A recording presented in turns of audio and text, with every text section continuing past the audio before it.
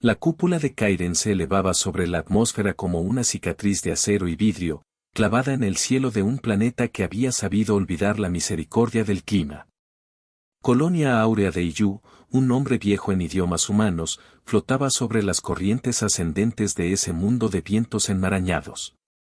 Desde el exterior, los sondajes alienígenas la catalogaron con la frialdad de quien revisa piezas en un taller, estructura metálica, población humana estimada, capacidad bélica limitada. No había en las mediciones ninguna pista de lo que, en realidad, hacía a esos humanos peligrosos. En la distancia, los ojos de las naves observadoras registraron la colonia como un punto de luz puntual. Dentro, la vida se movía con una extraña mezcla de devoción y disciplina, una sinfonía de tareas pequeñas que, en conjunto, mostraban un propósito mayor. La cámara omnisciente del relato se posa primero en una terraza donde un niño había pegado un dibujo en la pared del observatorio, líneas torpes dibujando un sol, un árbol, una nave y, sobre todo, una persona con los brazos abiertos. Ese garabato era una reliquia cotidiana que el lector podía subestimar, pero era la carga de humanidad que se convirtió en faro moral para quienes tomaban decisiones. Cerca del dibujo, sobre una mesa, yacían 3 objetos que la colonia llevaba como talismanes no santos, sino profundamente humanos: una hoja arrugada con tinta quemada, una carta que nadie había terminado de leer, una bandera de tela curtida, con la ceniza pegada a su fibra en un extremo, doblada y atada con una placa de acero con el nombre de la colonia, y una pequeña visera de casco, agrietada y con restos de tierra, que había protegido una cara hace no mucho. No eran símbolos de una religión, ni signos en altares, eran memorias, herramientas para seguir respirando pese a las pérdidas. Desde el otro lado de ese amplio cielo, la flota que orbitaba en silencio lo denominó un nido, una anomalía humana en una ruta que debía recorrerse sin afectar la señal cósmica. Los estudiosos alienígenas, organismos con órganos sensoriales que convertían la amenaza en patrones de alimentación, esperaban encontrar la misma biología frágil de los otros sistemas colonizados por humanos. Una especie que, en su concepción, sobrevivía por números y maquinaria. Lo que no esperaban, y lo que el observador narrativo sabe con la calma del que ve movimientos desde la altura, era la capacidad humana para aceptar la posibilidad del final sin trazarlo con desesperación. Para convertir la esperanza en una matemática fría y un acto consciente. Los líderes humanos, tanto los oficiales como las manos que reparaban conductos, tenían un rasgo común: la fe, no en deidades ni en símbolos, sino en un consenso profundo acerca del valor de lo que protegían. Era una fe que no pedía salvación, sino que ofrecía resistencia. Esos humanos, que parecían frágiles desde los sistemas remotos de análisis, cultivaban una ironía divina a sus propias maneras, creían que a quien se marchitaba por completo le quedaba el recuerdo, y a quien se arriesgaba la posibilidad de dejar una sombra. Las naves alienígenas, que calcularon la supervivencia por ecuaciones de extracción, no comprendieron aún que la fe puede ser el motor de la táctica. La primera señal de alarma no fue un grito ni un ping en la consola, sino el silencio de los pájaros mecánicos de mensajería que dejaron de regresar. La red dorsal de la colonia informó de anomalías en el campo gravitacional cercano, objetos de origen desconocido se acercaban con trayectorias deliberadas. La flota alienígena, puntual y fría, se aproximaba con la indiferencia de quien regula poblaciones. Los humanos, sin embargo, reunieron sus mapas de fallas y sus memorias quemadas. No hubo sorpresa, solo una conversación silenciosa entre estructuras, piezas y compromisos. En la línea del horizonte, las primeras sombras se multiplicaron y la luz que bañaba la terraza tomó un tinte de acero azul. No era aún el combate, sino la advertencia de que la elección venidera sería total. En esa terraza, el comandante de la estación, una mujer de cejas marcadas, con las manos tatuadas por el frío y el tiempo, trazó en la arena fina del jardín una serie de líneas que representaban velocidades, puntos de quiebre, márgenes de sacrificio. Las cifras no eran solo números, eran promesas traducidas a física. No había en su rostro piedad por la pérdida ni falsa esperanza, había una aceptación estratégica. Entendía que la colonia no sobreviviría intacta si la defensa se midiera solo en vidas preservadas, entendía que, para detener aquello que venía, habría que entregar una porción del mundo mismo. La decisión, dura como el acero, fue tomada en la combinación de cálculo y devoción, se preparó un plan que pediría la entrega del planeta o, al menos, de su atmósfera superior, para crear una barrera definitiva. Desde la vista de las naves alienígenas, los humanos parecían dispuestos a evadir la colonización por métodos previsibles, retirada, rendición, multiplicación. Pero el error del adversario residía en subestimar la elasticidad de la voluntad humana. La flota, con sus mandíbulas de luz y enjambres biotecnológicos, no preveía la sutileza del sacrificio planeado en Iyú. Cuando los sistemas de la colonia prepararon su red de transformadores ionosféricos para alterar el clima y redirigir la tormenta, las ondas externas lo interpretaron como una anomalía en la lectura de emisiones. No sabían que la anomalía sería una puerta cerrándose para siempre. La escena final del gancho fue una vista amplia, la colonia sin desde el espacio, una geometría de apoquinar, destellos de amber sobre el acero, y más allá. La marea alienígena que iba aproximándose como una sombra hambrienta.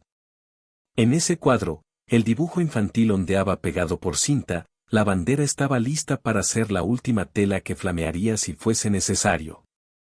Y la carta quemada descansaba sobre la misma mesa que había sido usada para trazar los destinos. En la secuencia visual que condensaba el momento anterior al choque, los ojos alienígenas registraban lo que siempre buscan, vulnerabilidad. Y lo que vieron, en ese instante, fue la forma en que la humanidad convertía su vulnerabilidad en matriz de decisión. El choque, inevitable, no era solo de armas, era de filosofías. Las naves se acercaban, las manos humanas se alistaban, y la colonia se preparaba a ofrecerse por aquello que no podía poner precio, la dignidad de lo viviente. La estación de mando de Aurea respiraba un ritmo mecánico, un latido sincronizado entre generadores, baterías termoplásticas y voluntades humanas. El puesto de comando, un domo traslúcido que miraba hacia el abismo, contenía equipos dispares, ingenieros que hablaban en códigos de hardware, pilotos que pensaban en vectores como quien recita oraciones, y un grupo de civiles que sostenían memorias, fotos mal encapsuladas, la carta quemada en una carpeta con restos de carbón, recordatorios de por qué se estaba dispuesto a cruzar la última línea. La atmósfera dentro del domo tenía una mezcla indefinible, olor a metal calentado, a aceite y a pan frío. No había dramatismo externo, solo la concentración de gente que sabe que cada ajuste en el sistema es una promesa para los demás. El comandante, la mujer de la terraza, capitana Mariela Solís, no era grandilocuente. Su liderazgo se ejercía en acciones pequeñas, decidir quién iría a soldar un enlace dañado, verificar el estado de la matriz ionosférica, constatar que la bandera estuviera lista para el gesto final. A su lado, el artífice de la estrategia, un hombre curtido llamado Ismael Duarte, se movía con la parsimonia de quien ha diseñado dispositivos que han fallado y han enseñado lecciones. Ellos eran la combinación que el relato privilegia, la fe práctica con la curiosidad táctica. No era que confiasen en algo sobrenatural, confiaban en que el gesto humano, calculado y decidido, podría alterar la trayectoria de fuerzas que parecían inamovibles.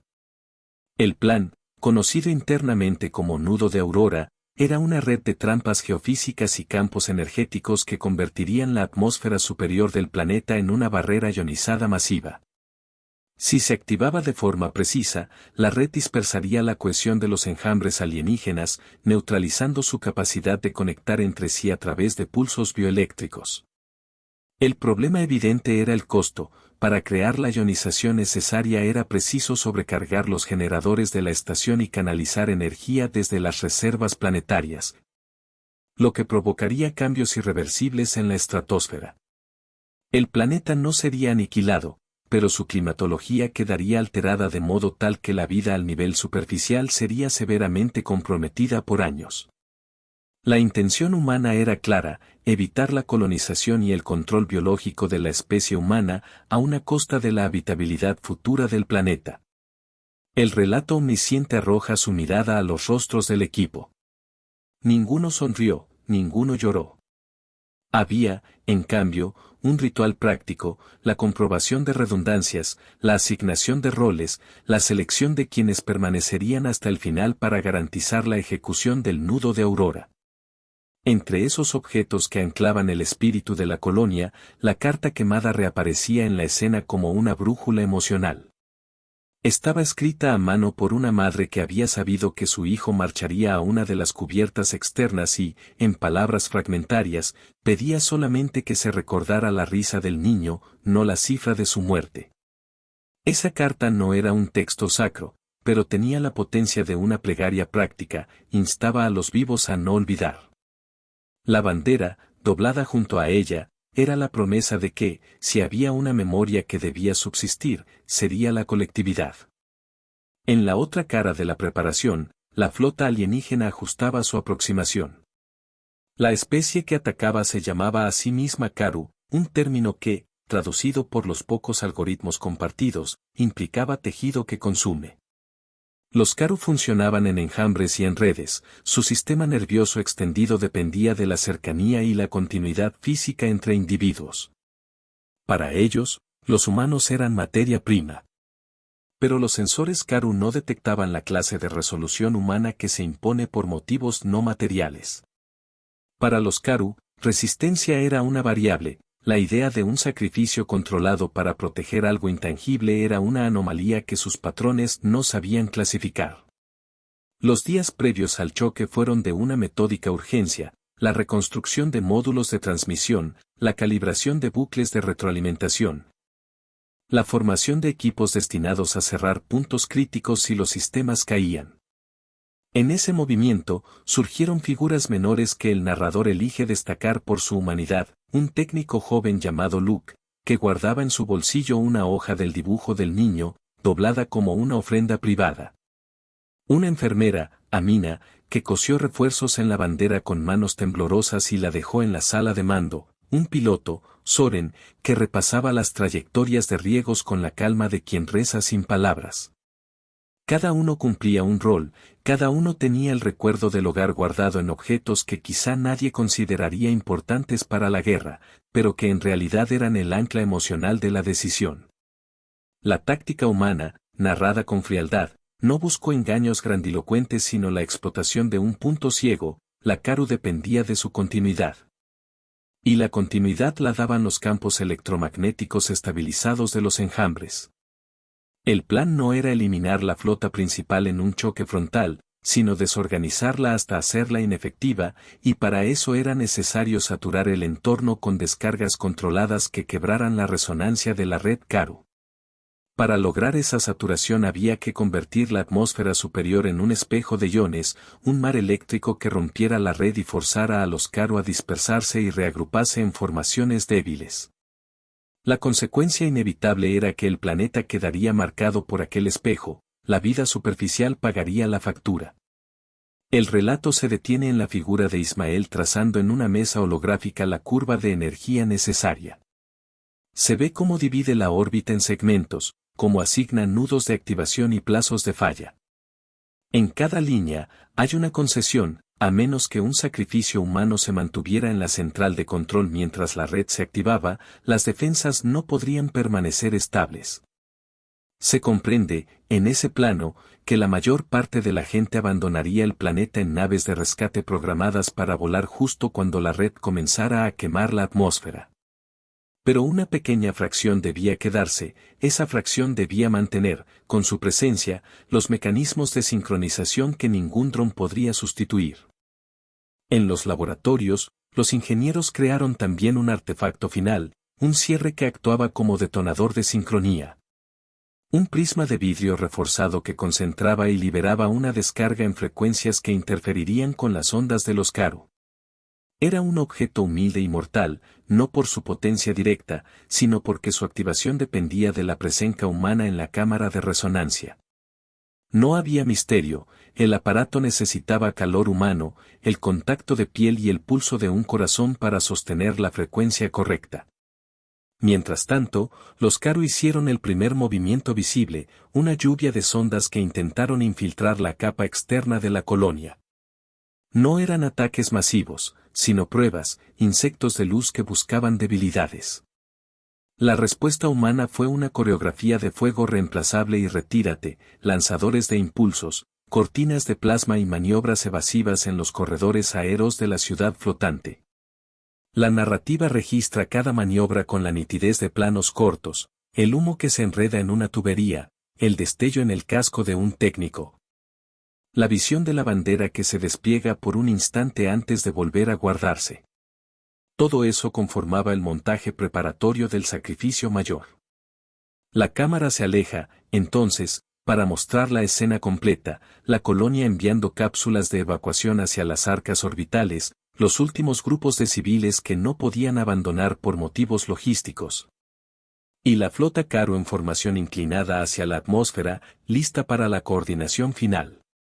En ese panorama, la mezcla de acero azul del metal contra el violeta lejano de la tormenta da forma a una paleta visual que el narrador recorta con ironía. Los invasores se preparaban para consumir. Y los humanos se preparaban para regalar una porción de su mundo para impedirlo. No era una locura, era táctica pura, aderezada con la casi religiosa convicción de que hay cosas que valen más que la mera conservación de espacios físicos. La decisión, tomada con la precisión de los relojes, dibujó una línea en la historia, la columna vertebral de la fe humana que no implora, sino que actúa. La primera ruptura ocurrió al amanecer espacial, un momento en que las corrientes de radiación y los vientos planetarios jugaban a favor y en contra de la arquitectura humana. Una lluvia de drones Karu, brillantes y segmentados, descendería en abanicos y se posaría como insectos en las superficies. Antes de que la flota principal rompiera la órbita de la colonia, esas ondas buscaban fracturar la coordinación humana. La defensa interna respondió con una calma casi ritual, los lanzadores de impulsos prendieron cortinas de luz que desorientaron a los insectos de reconocimiento. Equipos de abordaje cerraron escotillas y repelieron a los infiltrados. Pese a los éxitos, la presencia enemiga se agrandó como una mancha de tinta. Las pérdidas comenzaron con pequeños gestos. La torre de comunicaciones en el sector norte recibió un impacto directo que lo dejó fuera de línea. Un hangar de abastecimiento ardió con un fuego que olía a cobre fundido. Un grupo de refugiados quedó atrapado en un corredor sellado hasta que un equipo de ingenieros forzó la cerradura con manos que temblaban menos por miedo y más por fatiga. El relato no busca dramatizar con frases grandilocuentes, prefiere la precisión de la escena, el sonido metálico de una puerta abierta con una barra de refuerzo, el destello en los ojos de quien observa por la escotilla. El movimiento coordinado para llevar las cápsulas de evacuación a los corredores de lanzamiento. Los pilotos humanos realizaron maniobras casi suicidas para interceptar las oleadas de enjambres y a la vez proteger a las cápsulas que llevaban a los niños y ancianos fuera del planeta. Cada interceptación tuvo su coste. Naves de soporte que antes parecían resistentes se desintegraron en nubes de partículas cuando una masa Caro explota su comunicación neuronal por una congestión repentina. La flota alienígena reveló una táctica, enviaban nudos de nexus biotecnológicos que explotaban la sincronía de los campos humanos y aprovechaban las fallas descontadas para abrir grietas. La tensión subió cuando los Caro intentaron deshabilitar la matriz ionosférica desde el exterior. Comprendieron tarde que la pieza clave no era un solo generador, sino la sinergia de varios. Aún así, lograron producir fallas en segmentos críticos y forzaron a los ingenieros a crear protocolos de bypass. En el centro del desastre, la placa que sujetaba la bandera se derritió parcialmente por una ráfaga de calor, la tela quedó marcada con un borde quemado, símbolo tangible de lo que estaba en juego. Ese detalle se convirtió en un faro para los que quedaban, la bandera no debía ser izada como signo de victoria, sino de memoria. En las salas de control, la calibración del nudo de Aurora siguió siendo meticulosa. Cada segundo importaba. Ismael Duarte corrigió un desfase en la frecuencia de resonancia con la serenidad de quien repite una operación que conoce hasta en sus errores. La cámara omnisciente se alejó y luego volvió a cada rostro para registrar la mezcla de fe y técnica que impulsaba la acción humana. No hubo discursos, solo órdenes ejecutadas con la certeza de una causa justa. En ese proceso emergió la figura del sacrificio, equipos que sabían que su papel final sería quedarse a sostener y elegían hacerlo con la calma de quien mira el reloj y decide no rendirse. La primera ola de evacuación fue exitosa, centenas de personas cruzaron en cápsulas hacia la órbita y las arcas dejaron el planeta con el rumor de motores que parecía un lamento. Sin embargo, la escala de la operación instauró una nueva variable. La comunicación entre la central de activación del prisma y las naves orbitantes quedó comprometida. Para asegurar la sincronización, era necesario un operador final que permanecería en la cámara de resonancia hasta el último latido de la estructura. El dispositivo necesitaba, más que una señal remota, el punto cálido de la presencia humana. No era una consigna romántica, era un requerimiento técnico. Ese operador final fue elegido con la naturalidad de quienes aceptan su papel. No hubo exaltación ni fanfarria, fue una asamblea breve donde la lógica y la memoria hicieron su elección. Luke, el joven técnico con el dibujo en el bolsillo, ofreció su mano con una calma que más tarde se describiría como el gesto de quien abre la puerta para que otros huyan. Su decisión no fue un acto de valentía declamatoria sino la réplica de un deber asumido. Se le desgajó el corazón del relato con una mirada desprovista de ego, solo con la clara convicción de cumplir su parte. Mientras Luke y otros preparaban la cámara de resonancia, las fuerzas Caro intensificaron su ofensiva.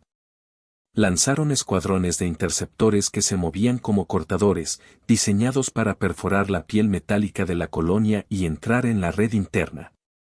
Hubo encuentros brutales en pasajes angostos, el humo se coló por los respiraderos, y el fuego dejó marcas que olían a carne y aluminio.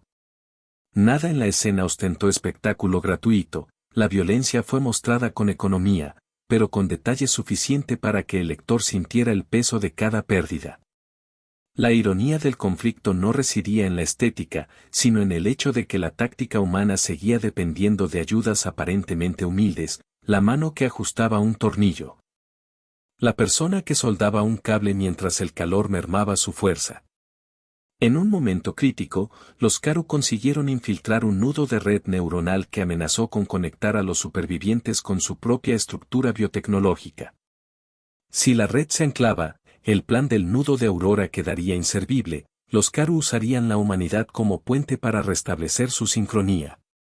Fue entonces cuando emergió la aptitud de la resistencia humana para desobedecer las expectativas. Los técnicos, siguiendo una antigua práctica de desconexión manual, procedieron a cortar circuitos desde la raíz, deshabilitando puntos de anclaje que, para un observador alienígena, resultaban incomprensibles. Ese gesto, simple en traducción pero complejo en ejecución, demostró que los humanos no eran manipulables como materia primera, tenían la capacidad de negarse a ser utilizados. La escalada trajo consigo un costo emocional profundo. Luke, en la cámara de resonancia, ajustó el prisma y sintió cómo la vibración que debía sostener entraba en su cuerpo. El dispositivo pedía del calor humano para mantener la resonancia correcta, y Luke puso su mano sobre el cristal como quien posa la palma sobre la frente de alguien en agonía. Afuera, Mariela coordinaba las últimas evacuaciones mientras comprobaba con los ojos la integridad de la bandera doblada. El relato muestra la escena en planos yuxtapuestos, la calma técnica de la sala, el fuego en los corredores, la silueta de los Karu reflejada en las ventanas. Todo ello sumó hasta el punto en que la acción debía resolverse. En la penumbra previa al clímax, la flota alienígena lanzó su último intento por recuperar la sincronía, un pulso amplio que intentó reactivar la red Karu. La respuesta humana fue inmediata y mortificante, la activación parcial del nudo de Aurora se desencadenó antes de tiempo en sectores aislados como maniobra distractora. La atmósfera respondió con destellos y rayos que parecían arrugar la piel del cielo. El dispositivo de prisma, en manos humanas, estaba listo para concentrar la frecuencia final. El sacrificio, ya no una idea abstracta, se aprestaba a convertirse en acto concreto. La tensión no se presentó como clamor, sino como una sucesión de decisiones que se tomaban con la frialdad de un médico que atiende una herida que no puede coser. La activación total del nudo de Aurora fue un procedimiento clínico, una coreografía de cargas y sincronías que exigía la presencia humana hasta el final. Luke, en la cámara de resonancia, y otros operadores que eligieron quedarse, se mantuvieron conectados, inmunizando la frecuencia con sus cuerpos, con su respiración, con su consumo de energía emocional y fisiológica. No hubo discursos heroicos, hubo el ruido de sistemas que alcanzaban límites y el olor a ozono cuando los campos se establecieron. La pantalla de control mostró, por fracciones, cómo los patrones Caro empezaron a romperse como redes de polvo en el viento. La flota alienígena, al percibir la alteración en la atmósfera, lanzó maniobras de repliegue y reagrupamiento. Las mentes Caro intentaron reconectar mediante pulsos de emergencia, pero la ionización creada por el nudo las confundiría como un espejo roto, sus señales rebotaban y se autodestruían. Desde el punto de vista narrativo, aquello se describió con la estética de la batalla final, líneas de energía que se cruzaban, campos que chispeaban, y la sensación de que la cordura de un sistema se fraccionaba. Los insectos de reconocimiento se consumieron cuando tocaron la cortina de plasma, los interceptores perdieron su eficacia al no poder sincronizar sus vectores de ataque. Pero la victoria no era gratuita. La ionización intensiva causó la descamación de la capa alta de la atmósfera, produciendo descargas que rompieron enlaces químicos y alteraron la humedad. Las naves que intentaban mantener una órbita baja sufrieron daños severos, varias de las cápsulas de evacuación, que en el diseño original debían ya estar fuera del peligro, fueron reabsorbidas por la turbulencia magnética y algunas se perdieron.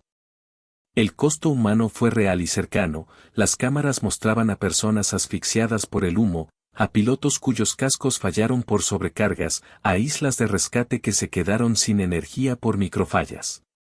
En la cámara de resonancia, el prisma brilló en un color ámbar que parecía casi orgánico. Luke y sus compañeros sintieron como la frecuencia que mantenían empezaba a quemar, no quemar físicamente, sino a desgastar la integridad vital que mantenía la sincronía. Algunos cuerpos cayeron en el letargo por la sobrecarga psicofisiológica. La narrativa no celebra la muerte, la registra con la precisión de quien anota las consecuencias. Sin embargo, el efecto principal se produjo, el tejido Caro empezó a deshilacharse. La flota alienígena, desarticulada, perdió la condición de organismo colectivo. En la visión amplia, se vieron refracciones violetas en la atmósfera. Un velo de luz que distorsionó los patrones de vuelo enemigo y los obligó a retroceder o a fragmentarse en unidades que ya no podían sostener una colonización eficiente. Cuando la presión enemiga pareció ceder temporalmente, la colonia experimentó un flash, una explosión de energía que se filtró hacia la baja atmósfera y prendió corrientes de aire en rociones eléctricas. La estructura de Aurea resistió el primer impacto, pero ahora estaban expuestos a un castigo más sutil y prolongado, la pérdida de la capacidad del planeta para autorregularse en su clima superficial. Los generadores que habían sido canalizados para sostener la ionización empezaron a sufrir fallos críticos. La cámara de resonancia se calentó hasta niveles que la integridad del prisma ya no podía soportar. Era claro que el acto que habían realizado lograría su objetivo, era eficaz contra la Caru, pero no sin un precio. Fue en ese instante, cuando la victoria se acercaba y la devastación se materializaba, que la naturaleza del sacrificio humano se volvió palpable para los observadores alienígenas. Las naves Caru, que habían aprendido a medir la eficacia por la proporción de biomasa conquistada, percibieron algo nuevo. La disposición de un grupo de criaturas a pagar con su propio calor vital por la liberación de los demás. Para una conciencia que organiza su mundo por cristalina lógica de consumo, eso fue un shock. La frontera entre depredador y presa se volvió ambigua en la medida en que los Caro empezaron a perder la capacidad de instrumentalizar sus víctimas. La narrativa omnisciente subraya con calma irónica que los invasores, expertos en explotar continuidades, se toparon con discontinuidades que no supieron mapear. En los segundos finales del proceso, la cámara reduce su foco a los detalles humanos que inmortalizan la acción, la carta quemada en la sala de control, arrugada pero todavía legible en su petición. La bandera con su borde chamuscado, sostenida por manos que ya no podrían volver a izarla en un futuro cercano, el dibujo del niño, ahora plegado en el bolsillo del cuerpo que marcó el ritmo de la resonancia. Estos objetos, no santos, sin memorias, se convirtieron en testigos mudos de una elección que cambiaría la biografía del planeta. La activación final demandó que alguien insertara el prisma en su zócalo y sellara el circuito con un gesto humano definitivo. Luke, con los ojos fijos en el brillo ámbar, clavó su mano y mantuvo el contacto hasta que la reacción lo reclamó por completo. Cuando el prisma liberó la descarga final, el cielo dejó de parecerse a cualquier cosa conocida, una bandada de luces que se expandía en ondas, auroras nuevas que mordían la parte alta de la atmósfera con una belleza fría. Las señales Karu se fragmentaron y las naves, incapaces de resistir el caos electromagnético, emprendieron la retirada dispersa. En la narrativa, la retirada no fue la huida de cobardes, sino el reconocimiento de que la ecuación había cambiado, la conquista se volvió inviable. El precio, por la parte humana, había sido enorme. La cámara describe, con el detalle que se merece, cuerpos que dejaron de responder, manos que soltaron herramientas, respiraciones que se apagaron en un silencio denso.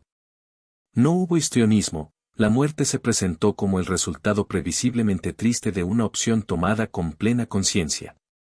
En las franjas exteriores, algunos equipos todavía resistían, Mending and Breaking, reparando sistemas que debían permanecer operativos para facilitar las evacuaciones finales.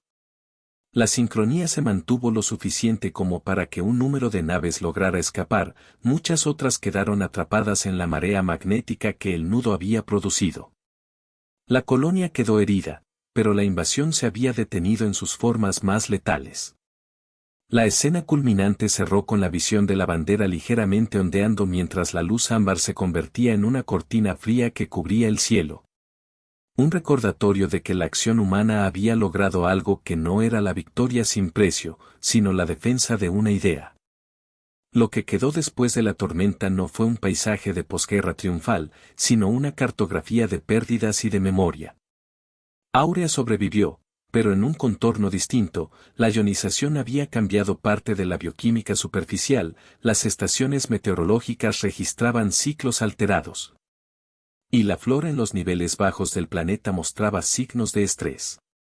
Aún así, había vida que persistía y personas que, con manos callosas, comenzaban a imaginar formas de reconstrucción. La atmósfera, teñida de un gris frío por las alteraciones, ofrecía una luz que mezclaba la paleta, Steel Blue dominando, con toques de violeta y un filo ámbar que aún recordaba la aurora que los había salvado. Las naves que regresaron desde órbita trajeron historias que eran a la vez prácticas y ceremoniales. Hubo reencuentros silenciosos en hangares donde los abrazos eran sustituidos por inspecciones médicas rápidas, la emoción se mostró no en gritos, sino en gestos pequeños, una mano que toma otra. Una lágrima que cae mientras se mira la bandera chamuscada. La carta quemada fue leída en voz baja por una enfermera que, sin dramatizar, la depositó en la vitrina del memorial, junto a la visera agrietada y el dibujo del niño. Esos objetos no fueron colocados en altares, fueron asegurados para que, en el futuro, alguien pudiera tocar la textura del pasado y entender que aquello que se había sacrificado había sido un acto para mantener una idea de humanidad. La comunidad científica y los ingenieros se pusieron a trabajar en soluciones de remediación ambiental. Sabían que la modificación de la atmósfera requeriría intervenciones a largo plazo, siembra de nubes controladas, instalaciones que recondujeran la química perdida, y programas de adaptación biológica para especies endémicas. Esos eran problemas técnicamente complejos, pero no imposibles para una especie que había demostrado, con su decisión final, la capacidad de inventar en condiciones extremas. La fe que había impulsado el sacrificio se transformó en disciplina de ingeniería. No se trataba de pedir ayuda al azar, sino de construirla con manos propias. En las conversaciones orbitales, entre las tripulaciones que habían pilotado la retirada y los que habían quedado atrás para operar la cámara de resonancia, surgió una reflexión que no fue filantrópica sino estratégica. La humanidad, al mostrar la disposición a sacrificar su mundo, mostró una variable que no podía ser medida solo por biomasa y tecnología. Esa nueva información cambió las jerarquías de decisión en sistemas vecinos.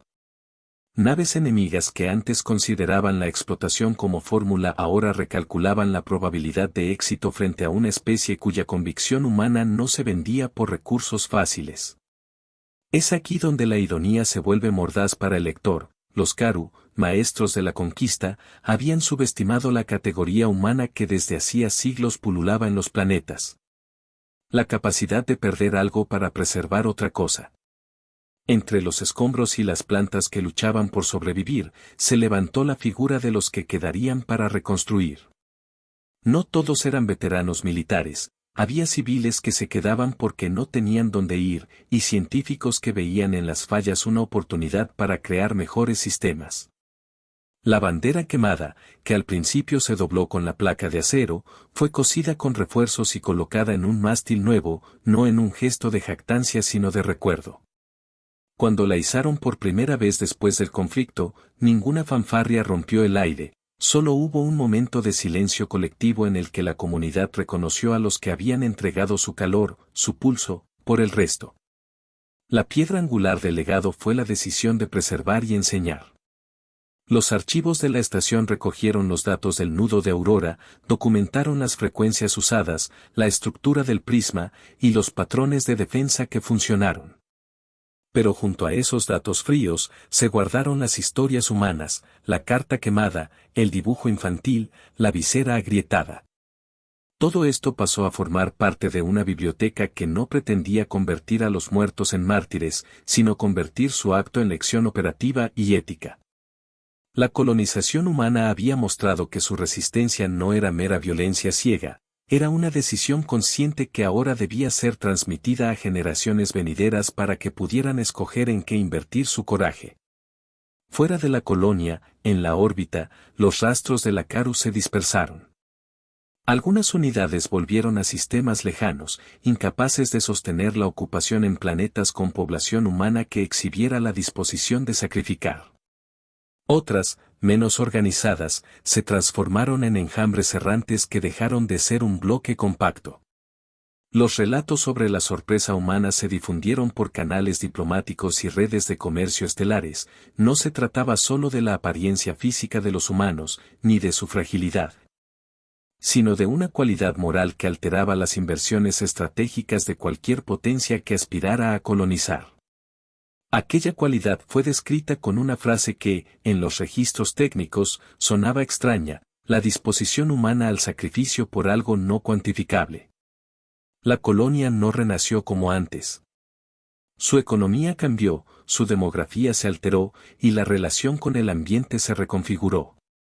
Pero surgió una nueva práctica, la reconstrucción lenta y colectiva. Los niños que habían visto la aurora ámbar desde las escotillas crecieron con la historia de la carta y el dibujo, no como un relato que glorifica la muerte, sino como un mapa de decisiones posibles. La memoria no fue usada para propósitos expansionistas ni místicos, sino como herramienta de cohesión. La bandera, el dibujo y la carta se volvieron lecciones prácticas, el dibujo recordaba por qué proteger aquel planeta, la carta enseñaba las consecuencias personales de las decisiones. Y la bandera marcaba la unidad de quienes permanecieron.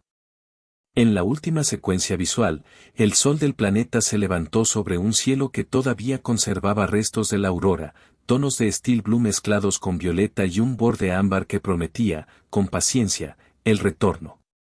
Los sobrevoladores registraron la silueta de la colonia, herida, pero en pie, y vieron pequeñas naves laboriosas que trabajaban en la restauración.